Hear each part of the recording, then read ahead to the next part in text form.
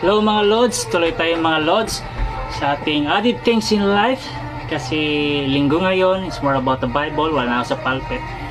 So dagdagan natin yung kaalaman natin tungkol sa hari ng Revelation chapter 21 verse 9. Hari kasi yan yung more than Solomon. So ito po mga Lods, kung natukso si Joseph sa asawa ni Potiphar, hindi mamayagpag yung Egypt hanggang ngayon. Spiritual Egypt, physical Egypt, hindi mamayagpag yan.